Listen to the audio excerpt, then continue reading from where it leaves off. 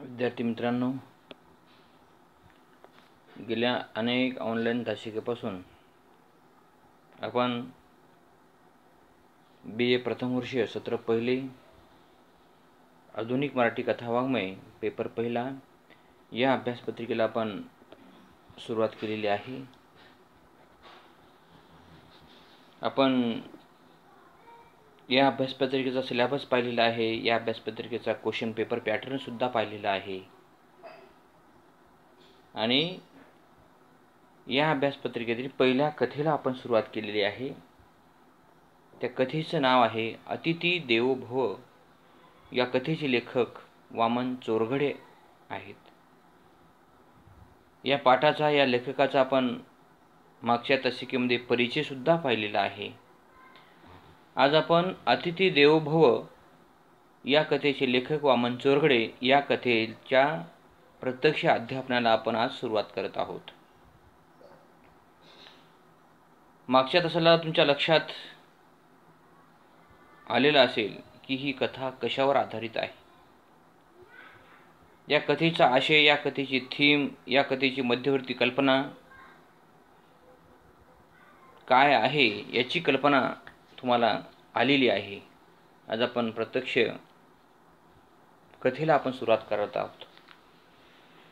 अतिथी देवो भव या कथेमध्ये बायजा नावाची एक स्त्री व्यक्तिरेखा आहे आणि या स्त्री व्यक्तिरेखेभोवतीच अतिथी देवो भव ही कथा अशी गोल फिरत असते। बस गोल फिरण्याच्या मध्यवर्ती ठिकाणी ही बायजा नावाची स्त्री व्यक्तिरेखा आहे। या बायजाभोवतीच ही कथा गोल असं गरगर गरगर फिरत असते। बस या कथेचा मध्यवर्ती केंद्रबिंदू म्हणजे बायजा नावाची स्त्री व्यक्तिरेखा आहे। या बायजेवरच या कथेची मदार, या कथेची बिस्त अवलंबून आहे। याचाच अर्थ अतिथी देवो भव या कथेचा आधारभूत स्त्री व्यक्तिरेखा म्हणजे बायजा आहे। पहिला मुद्दा आहे, मुद्दा क्रमांक 1, बायजा यंत्रापेक्षा सरस। अतिथी देवो भव ही ग्रामीण कथा आहे, कृषी जीवनावर आधारित कथा आहे। तुमच्या डोळ्यासमोर चित्र उभं टाकलं असेल की ग्रामीण जीवन, ग्रामीण कृषी संस्कृती या संकल्पना तुम्हाला वेगळे सांगण्याची आवश्यकता नाही। आपण सर्वजण आपण ग्रामीण भागामध्ये राहतो, ग्रामीण भागाचं जनजीवन आपण जवळून पाहतो। त्यामुळे ग्रामीण या संकल्पनेबद्दल वेगळी माहिती सांगण्याची आवश्यकता नाही। तर बायजा यंत्रापेक्षा सरस आहे।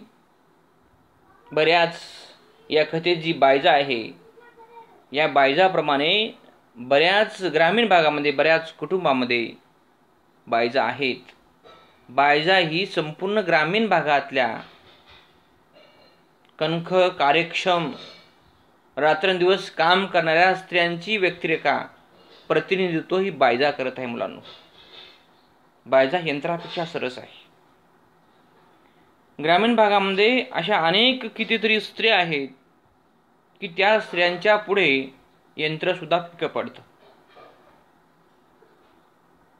त्या स्त्रिया कुटुंबाशी, शेतीशी, जनावराशी एकजीव झालेल्या असतात। तशीच या कथेतली बायजा सुद्धा यंत्राला सुद्धा मागे पाडते। इतकी सक्षम, इतकी कार्यक्षम, यंत्र सुद्धा काम करू शकत नाही।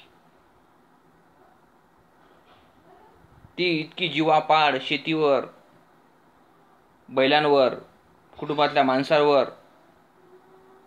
प्रेम करणारी ही बायजा आहे। तिला थकवा येत नाही, यंत्रासारखंच। कधी कधी यंत्र तरी मशीन गरम झाली म्हणून यंत्राला सुद्धा विश्रांती द्यावी लागते, बंद करावं लागतं, डिझेल संपलं बंद करावं लागतं। परंतु बायजा यंत्रापेक्षाही 2 पावले पुढे चालणारी ही स्त्री आहे. म्हणूनच या वामन चोरगडे नावाच्या लेखकाने अतिथी देवो भव या कथेमध्ये अतिशय उत्तम, अतिशय सक्षम, अतिशय कार्यक्षम स्त्री त्याने रेखाटलेली आहे. अशा अनेक स्त्रिया आहेत ग्रामीण भागामध्ये. फक्त या कथेमध्ये बायजेचं नाव आलेलं आहे, पण न नाव आलेल्या स्त्रिया सुद्धा शेतीला वाहून घेतलेल्या आहेत. कृषी संस्कृतीचं आत्मभान जीवन जगून पाहणाऱ्या सुद्धा स्त्रिया आहेत. आणि अशा प्रकारची ही बायजा यंत्रापेक्षाही सरस आहे. 2 क्रमांकाचा मुद्दा आहे बायजा व पैकूचा पांढऱ्या लाल बैल जोडीवर असलेला जीव. या कथेमध्ये बायजा व पैकू ह्या 2 महत्त्वाच्या व्यक्तिरेखा आहेत. बायजाच्या पतीचं नाव पैकू आहे. बायजा व पैकूचा पांढऱ्या लाल बैल जोडीवर असलेला जीव. जसं बायजा व पैकूचा पांढऱ्या व लाल बैलजोडीवर जीव आहे, त्याचप्रमाणे तद्वतच जवळपास बहुतांश प्रत्येकाच्या घरामध्ये कुटुंबामध्ये 1 जोडी आहे, 2 जोडी आहे, 3 जोडी आहे.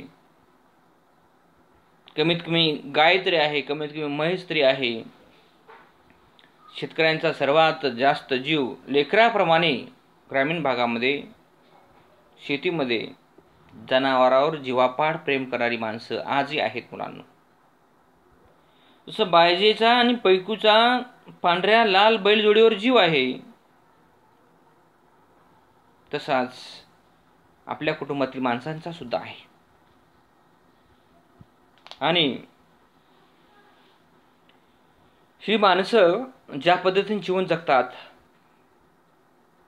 त्याच पद्धतीने बायजा व पैकूच सुद्धा जीवन आपल्याला पाहायला मिळतं मुलांना. लेखकांनी बायजा व पैकू एक प्रतिनिधी या कथेच्या माध्यमातून मांडण्याचं काम केलेलं आहे. परंतु अशा प्रकारची असंख्य बायजा व पैकू प्रत्येक गावामध्ये, प्रत्येक कुटुंबामध्ये, प्रत्येक शेतात पाहायला मिळतात मुलांना. ग्रामीण भागामध्ये असा एकही माणूस शिल्लक राहत नाही की त्याच्यासोबत जनावर नाही. त्या माणसाला करमतच नाही, त्यामुळे वेळ जात नाही. एक तरी कमीत कमी एक तरी शेळी असते, शेळीचं पिल्लू तरी असते, कमीत कमी गाय तरी असते, मजुराच्या सोबत सुद्धा.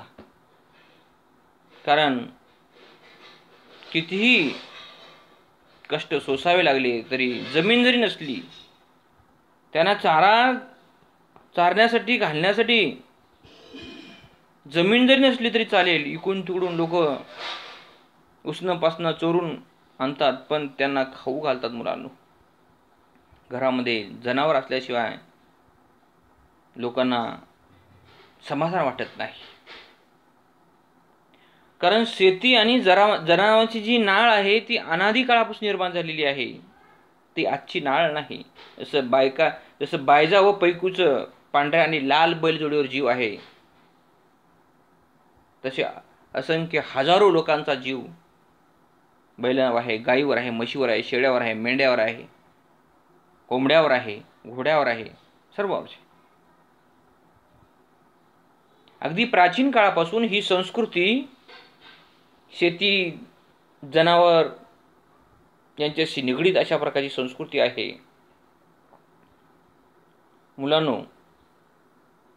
कारण शेतीमध्ये कामं करणारी माणसं ही बहुउद्योगी माणसं असतात. त्या जनावरापासून 2 पैसे मिळतील अथवा नाही मिळतील तो भाग वेगळा आहे, परंतु माणसाचं जनावर असल्यावर प्रेम आणि जनावराचं माणसावर असलेलं प्रेम, माणसं कुत्र्यावर सुद्धा प्रेम करतात मुलांना. कारण प्राणी इतके प्रामाणिक असतात, माणसासारखे बदमाश नसतात. माणूस जसा जीव लावेल त्याच पद्धतीने प्राणी सुद्धा माणसाला जीव लावतात. तुम्ही टी व्हीमध्ये पाहत असाल, मालिकेत पाहत असाल, बघा तुम्ही फार प्रामाणिक, हुशार अशा प्रकारचे प्राणी, पक्षी सुद्धा असतात मुलांनो. अशा प्रकारचं एक नातं, अशा प्रकारचा लळा, प्रेम, ममत्व, जिव्हाळा बायजा आणि पैकूचा पांढऱ्या आणि लाल बैलजोडीवर असलेला आपला या कथेतून दिसून येतो मुलांनो. बायजा आणि पैकूचा जसा जीव बैलावर आहे, बैलजोडीवर, तसं आपल्या घरातील आई वडिलांचा सुद्धा जीव अशाच पद्धतीने बैलजोडीवर आहे. त्यांची नावं सुद्धा असतात. सर्जा, रस, पांढऱ्या आणि लाल नावं दिलेली आहेत. सर्जा, राजा, सोम्या, खंड्या वगैरे वगैरे अशा प्रकारची नावं आहेत. 3 क्रमांकाचा मुद्दा आहे बायजेचे शेतात अविश्रांत श्रम. बायजेचे शेतात अविश्रांत श्रम. जशी बायजा या कथेमध्ये अहोरात्र, रात्रंदिवस मेहनत करते, घाम गाळते, स्वतःचं शरीर झिजवून मेहनतीतून, श्रमातून जो घाम शेतामध्ये गाळणारी, घामाचा सुगंध दरवळणारी ही बायजा आहे. बायजा कधीच विश्रांती करत नाही, आराम करत नाही. शेतीचं आणि तिचं अतोनात प्रेम आहे. बायजाला शेती खुणावते आणि शेती बायजाला खुणावते. शेती, माती, जमीन, काळी आई बोलत जरी नसली, त्यातला आनंद, त्यातली चेतना, चैतन्यमयता माणसालाही सतत खुणावत असते. काही माणसं शेतीशी चिकटलेले असतात. कितीही जरी अडचणी असल्या तरी माणसं लोहचुंबकाप्रमाणे शेताकडे आकर्षित होतात. काही काम जरी नसेल तर ती काळी आई त्या माणसाला घरी बसू देत नाही. कारण अशा प्रकारची गुरुत्वाकर्षण शक्ती, जादू शेतीमध्ये आहे. जादू आहे, चमत्कार शक्ती आहे, नवनिर्माण क्षमता आहे, सृजनशीलता शेतीमध्ये प्रचंड दडलेली आहे. आणि त्या सृजनशीलतेच्या प्रेमावरच शेतकरी, शेतमजूर फिदा होतात, प्रेम करतात. कारण काळी आहे, जमीन आहे, शेती आहे, म्हणूनच आपण आहोत मुलांनो. शेती जर राहिली नसती तर आपण सुद्धा जगलो नसतो मुलांनो. आपल्या जगण्याचं साधन म्हणजे शेती आहे. ही बायजा, आता किती स्त्रिया शेतामध्ये काम करतात सध्या. बायजा ज्या पद्धतीने शेतात काम करते, सध्याची मानसिकता, सध्याची सद्यस्थिती काम करण्याची आहे का? आज आपण 21व्या शतकामध्ये जीवन जगत आहोत, वाटचाल करत आहोत. किती स्त्रिया शेतामध्ये काम करण्यासाठी, शेतात जाण्याचे उत्सुक आहेत? हा चिंतनाचा प्रश्न आहे. आपल्या घरामध्ये, आपल्या कुटुंबामध्ये आपल्या बहिणी आहेत, मुली आहेत, आणि वयात आल्यानंतर आपण त्यांच्या लग्नाचा विचार करतो. आणि लग्नाचा विचार करत असताना, स्थळ शोधत असताना आपण कितीतरी चौकशा करतो. मुलाला शेती किती आहे? सध्या शेतीत काम करणाऱ्या मुलाला मुलीच द्यायला तयार नाहीत कोणी. मुलगा काय करतो? नोकरीला आहे का? जॉब आहे का? परमनंट आहे का? टेम्पररी आहे वगैरे वगैरे वगैरे. पण शेतीत काम करणाऱ्या मुलाला मुली द्यायला कोणीच तयार नाहीत. आणि मुलीसुद्धा शहरात राहून इतक्या सुखावलेल्या आहेत मुलांना की त्यांना सुद्धा, आणि ग्रामीण भागातल्या सुद्धा मुली सुखावलेल्या आहेत. घरी बसून टी व्ही पाहून, त्या टी व्हीतलं चित्रपटामध्ये टी व्हीमध्ये जे चित्रपट पाहतो, मालिका पाहतो, त्यासारखं जीवनसुद्धा त्यांना हवं असं झालेलं आहे मुलांना. सर्वच लोक जर असं नोकरी करणाऱ्या मुलांचा जर स्वीकार करत असतील तर शेती कुणी करायची? शेतीत कुणी घाम गाळायचं? आणि शेती कसल्याशिवाय, शेतीत काम केल्याशिवाय, शेतीत घाम गाळल्याशिवाय आपल्याला काय, कोणालाच खायला मिळणार नाही मुलांनो. शेतकरी आहे, शेतकऱ्याची पत्नी आहे, बायजासारख्या अनेक स्त्रिया आहेत, हजारो स्त्रिया आहेत, लाखो स्त्रिया शेतात काम करायला आपल्याला. म्हणून आपल्याला शहरामध्ये पैसे दिल्यानंतर धान्य मिळतं मुलांनो. त्यांच्या हिमतीवर, त्यांच्या सामर्थ्यावर, त्यांच्या घामातून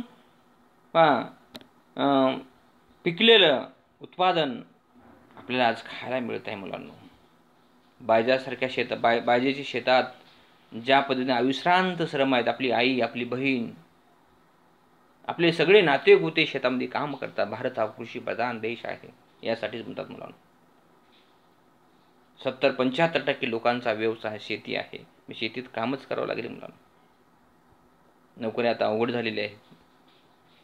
शेतीशिवाय पर्याय नाही, शेतीशिवाय तरुणोपाय नाही. शहरामध्ये, मोठ्या महानगरामध्ये जी माणसं उद्योजक आहेत, श्रीमंत आहेत, धनदांडगे आहेत, ती माणसं सध्या खेड्याकडे वळायला लागलेली आहेत. आज महात्मा गांधीचा विचार लोकांना पटायला लागलेला आहे. पूर्वी महात्मा गांधीचा विचार पटत नव्हता. महात्मा गांधी म्हणाले होते, चला खेड्याकडे. आज महात्मा गांधीचा विचार सर्वांनाच त्यांच्या विचाराची आठवण येत आहे. महात्मा गांधी काय म्हणाले असतील? महात्मा गांधी चला खेड्याकडे म्हणण्याचा उद्देश काय असावा, हेतू काय असावा? सगळे लोक वाटचाल करायला गेलेले आहेत. आणि बाबासाहेब म्हणाले होते, चला शहराकडे.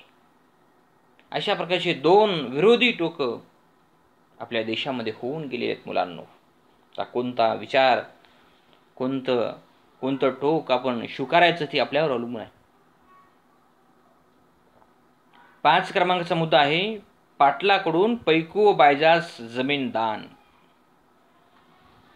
हा बायजेचा जो पती आहे, त्या पतीचं नाव आहे, नवऱ्याचं नाव आहे पैकू. पैकू हा बऱ्याच दिवसापासून पाटलाच्या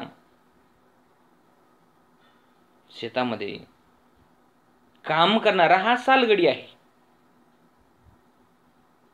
हा पैकू नावाचा सालगडी पाटलाकडे अनेक वर्षापासून काम करतो. पैकूचा शेतीवर, पैकूचा पांढऱ्या व लाल बैलजोडीवर खूप प्रेम आहे, खूप लढा आहे. पाटील किती वर्षाला पगार देतात?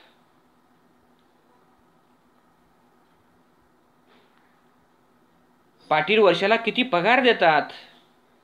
त्या मोबदल्यामध्ये आपण काम केलं पाहिजे, त्याचा विचार पैकूच्या डोक्यात येत नाही. कारण हा बैलराजा आहे, हा बसवराजा आहे. बस एवढीच जाणीव पैकूच्या मनामध्ये आहे. लोक इतकी शेतीशी, बैलाशी इतके इमान असतात ग्रामीण भागामध्ये. आता इमान राहिलेले नाहीत. हे सालगडी लोक आहेत ना, फार चतुर झालेले आहेत. पण एक लक्षात ठेवलं पाहिजे मुलांनो, जो माणूस 2 पैसे देतो ना, त्या 2 पैशाच्या मोबदल्यामध्ये त्या पैशाच्या किमतीत काम केलं पाहिजे मुलांनो. आता लोकांना वाटतं पैसे मिळावेत, काम नको. मोबदला मिळावा भरपूर, पण घाम नको, घाम गाळणे नको. मुलांनो, न घाम गाळता, न कष्ट करता मिळालेला पैसा हा दीर्घकाळ टिकत नाही आणि माणसाला सुख आणि शांती सुद्धा मिळत नाही. लक्षात घ्या. एका हातानं आल्यासारखं वाटतं, पण दुसऱ्या हातानं कधी निघून जाते हे कळणार सुद्धा नाही मुलांनो.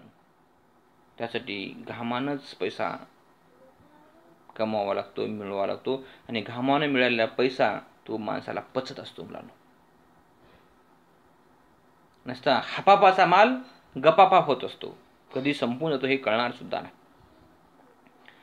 तसं या कथेतले जे पाटील आहेत, पाटील पैकू अनेक वर्षापासून शेतामध्ये राबतो, प्रामाणिक आहे.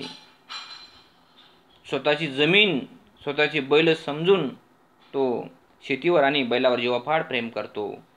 आणि या पाटलाचा आता वय झालेला आहे मुलांनो, खूप वय झालेला आहे. आणि त्या पाटलाला संपूर्ण आयुष्यामध्ये एक प्रामाणिक, इमानदार, एक कर्तव्यनिष्ठ सालगडी म्हणून पैकूच भेटलेला होता. आणि आता खूप वय, त्याला शेती खूप होती मुलांनो. शेती खूप असल्यामुळे आता माझ्यानंतर या शेतीचं काय होईल, पांढऱ्याचं काय होईल, लाल्या बैलाचं काय होईल, पांढऱ्या बैलाचं काय होईल, याची चिंता त्याला लागलेली होती. आणि शेवटी पाटलाला मुलं आहेत, मुलगा आहे पाटलाला, पण नवीन मुलाचं काय आहे? शेताकडे जातील का, शेतीत काम करतील का, शेतीकडे पाहतील का, शेतीतले खाचकळगे त्यांना कळतील का, समजतील का? शेती करणं सध्या अवघड आहे मुलांनो. सर्वांनाच करता येत नाही शेती, इतकी अवघड झाली. शेती हा अतिशय गहन आणि गुंतागुंतीचा संवेदनशील अशा प्रकारचा विषय झालेला आहे. कोणाची इच्छा शेतात काम करण्याची नाही मुलांनो, कोणाची इच्छा नाही. यांत्रिकरण झालेलं आहे. सर्वांनाच यांत्रिकरण मिळेल, उपलब्ध होईल, वापरता येईल, ह्या गोष्टी अशक्य आहेत. आणि या यांत्रिकीकरणामुळे माणसं सगळे ऐतखाऊ झालेले आहेत. आणि जेव्हा वेळ येईल ना, तेव्हा कोणाची इच्छा राहिलेली नाही. आणि शेवटी अशा परिस्थितीमुळे पाटील आता शेवटच्या टप्प्यावर येऊन थांबलेले आहेत. आता जीव की प्राण, श्वास की जीव अशा प्रकारची अवस्था पाटलांची झालेली आहे.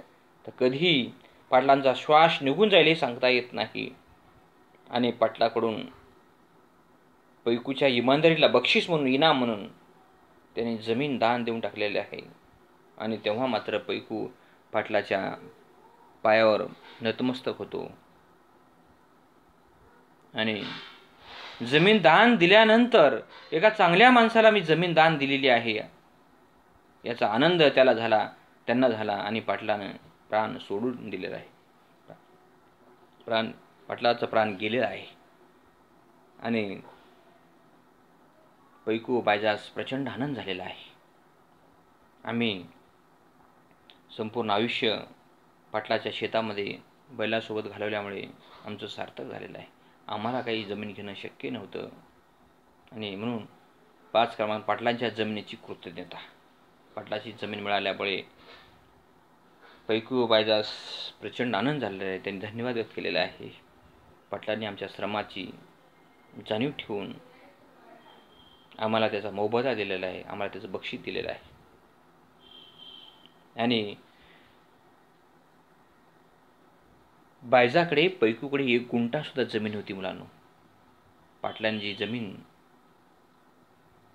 दान केलेली आहे, रात्रंदिवस काम सुरू झालेलं आहे. दिवस निघण्याच्या अगोदर दोघंही शेतामध्ये मुलांनो. आणि दिवस मावळल्यानंतर घरी यायचे. दोघांनाही वाटायला लागलं की दिवस उशिरा मावळायला पाहिजे. बघा 12 तास जो दिवस आहे ना, त्यांना कमी पडायला लागलेला आहे. सध्याची माणसं शेतामध्ये किती काम करतात, किती शेताकडे जातात, किती शेताकडे चक्कर मारतात, हे चिंतनाचे प्रश्न आहेत मुलांना. शेतामध्ये काम करण्याची इच्छाच नाही. कपडे खराब होतात, चिखल लागतं, माती लागते, घामाने कपडे खराब होतात, पायी चालत जावं लागतं, गाडी पाहिजे. आता सध्या तर टॉयलेटला सुद्धा सध्याची नवीन मुलं गाडीवर चाललेली आहेत मुलांना. अशा प्रकारची संस्कृती उदयाला आलेली आहे. ग्रामीण भागात पहा, टॉयलेटला सुद्धा एक बॉटल घेऊन गाडीवर चाललेले आहेत. पण पायी जाण्याची कोणाची इच्छा राहिली नाही. कसे आजार निर्माण होणार नाहीत, कशा बिमाऱ्या तयार होणार आहेत मुलांना. आणि अशा प्रकारची परिस्थिती ग्रामीण भागामध्ये जिवंतपणे पाहायला मिळते मुलांना. आणि ही परिस्थिती पाहिल्यानंतर कधी कधी फार दुःख वाटतं, वाईट वाटतं. आपण कुठे चाललो आहोत, कशी वाटचाल करत आहोत. नवी पिढी विनाशाकडे वाटचाल करत आहे मुलांना. तुम्ही नाही, तुम्ही सर्व विद्यार्थी खूप चांगले आहात, छान आहात. फक्त माझा विचार फक्त समजून घ्या. फक्त आपण या विचारात बसतोत का, याचं फक्त आत्मचिंतन करा. बसत असाल तर तो विचार सोडून टाकून द्या आणि चांगला विचार स्वीकारा. आई वडील जे सांगतील तेच ऐका. आणि अशा प्रकारच्या पाटलांच्या जमिनीची आता मशागत सुरू झालेली आहे. इतकी मशागत की बस कल्पना न केली बरी. बऱ्याच दिवसानंतर माती पाहायला मिळालेली आहे, स्वतःचं जमीन पाहायला मिळालेली आहे, हक्काचं शेत मिळालेलं आहे. तेही पाटलाकडून मिळाला इनाम, बक्षीस, आनंद झालेला आहे. आता जमिनीला काय करून काय नाही अशा परिस्थितीची एक आनंद, उत्सुकता त्यांच्या मनात निर्माण झालेली आहे. आणि शेतकऱ्यांचा एक आनंदाचा सण हा फक्त एकच सण असतो शेतकऱ्याच्या आनंदाचा, दुसरा कोणता सण नसतो मुलांनो. दीपावली नसते, दसरा नसतो, काहीच नसतो. दसरा आणि दीपावलीचा काही संबंध नाही. एक बदल म्हणून हे अशा प्रकारचे सण, गोडधोड खाण्यासाठी म्हणून सण आहेत. त्या सणांचा आणि शेतकऱ्यांचा काही संबंध नाही, काडी मात्रही संबंध नाही मुलांनो. तर शेतकऱ्यांचा एकच सण असतो, तो बैलपोळा. तर बैलपोळा आलेला आहे, काही दिवसावर येऊन थांबलेला आहे. तर 6 क्रमांकाचा मुद्दा आहे बैलपोळा सणाची चिंता. तर चिंता कशी लागलेली आहे. पैकू आणि बायजाची परिस्थिती सामान्य परिस्थिती आहे. 18व्या दारिद्र्यामध्ये जीवन जगणारी ही पात्र आहेत, व्यक्तिरेखा आहेत, माणसं आहेत आणि त्यांचा पूर्ण उदरनिर्वाह शेतीवर अवलंबून आहे. त्या बैलांचा सण तर आलेला आहे, बैलपोळा सण आलेला आहे. तर तो सण कसा साजरा करायचा. सण म्हणल्यानंतर पैसे लागतात. सण उगीच साजरे होत नाहीत मुलांनो. सण म्हणजे खर्चिक बाब असते. पैसे खर्च केल्याशिवाय सण साजरे होत नाहीत. यांच्याकडे तर पैसेच नाहीत, काय करायचं. आणि बैलांचं आणि पैकू आणि बायजेचं नातं अवीट अशा प्रकारे निर्माण झालेलं आहे. दोघांचा समन्वय, धागा निर्माण झालेला आहे. आता काय करावं याची चिंता या पाठामध्ये निर्माण झालेली आहे. बैलपोळा सणाची चिंता आपण आता उद्या सणाला पाहूयात. ठीक आहे, नमस्कार.